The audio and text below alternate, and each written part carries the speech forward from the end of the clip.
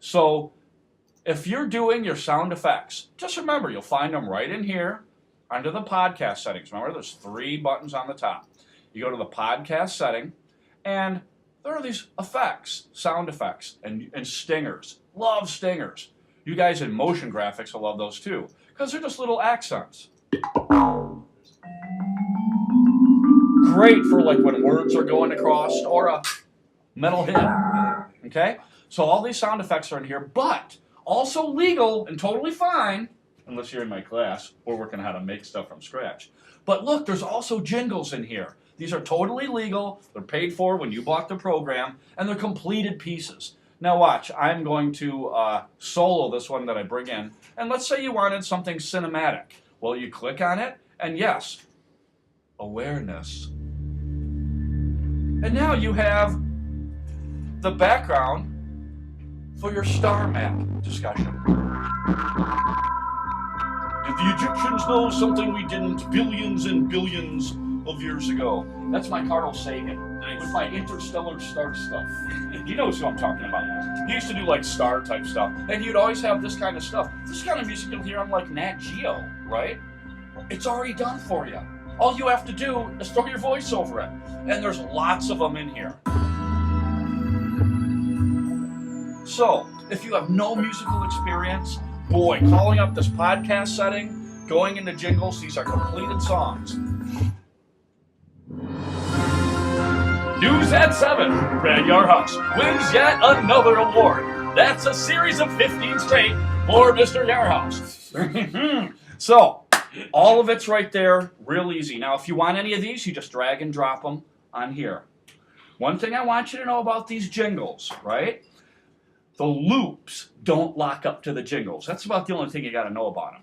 Because if we want this, we could solo it, and we can hear that piece. So you can put pieces like this in, guys. Or the final way, if you want to do music, is you can call up loops and play with them. We go back to our center button here.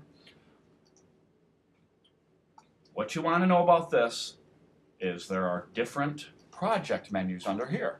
It has a little tuner for your guitar players to plug in, measures, and time.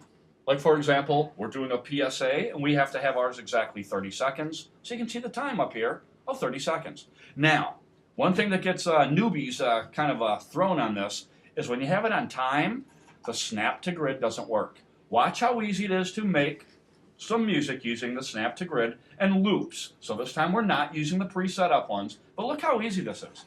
We'll click on reset. I'll start with some drums. If you click on the drums, you'll, hear them.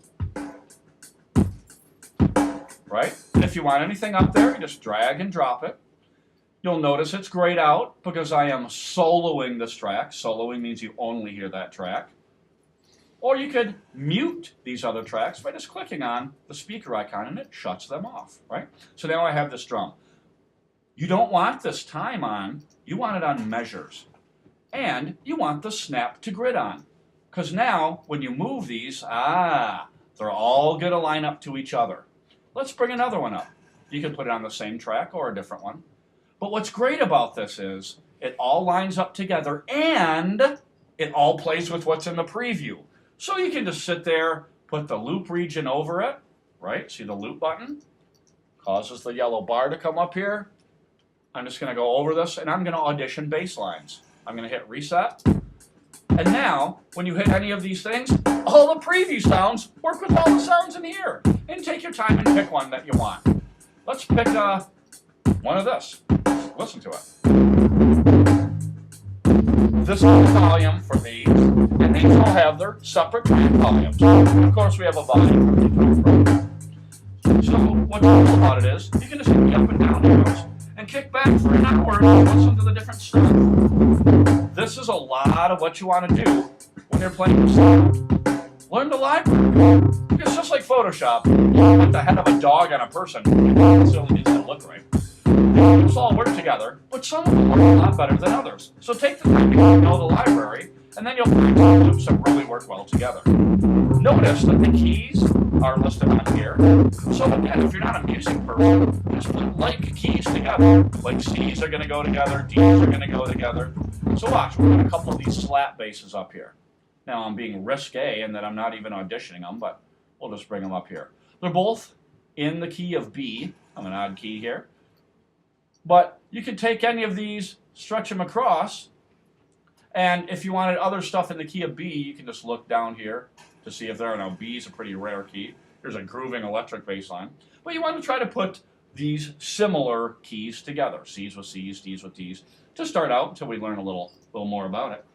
And then you can take these and notice if you put your cursor in the upper right, they go click, click, click, and you can roll them out. See that?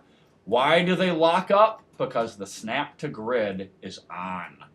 You want that in music. Because now, when we move these anywhere, your stuff will work together. If you have it off, it just slides all around. So that snap to grid's awesome when you're doing stuff like lining up your car crash or a character hit. But it's not what you want on slip mode when you're lining up your music. Your music, you want this on measures and make sure the snap to grid's on. Now it's real easy to make music, okay?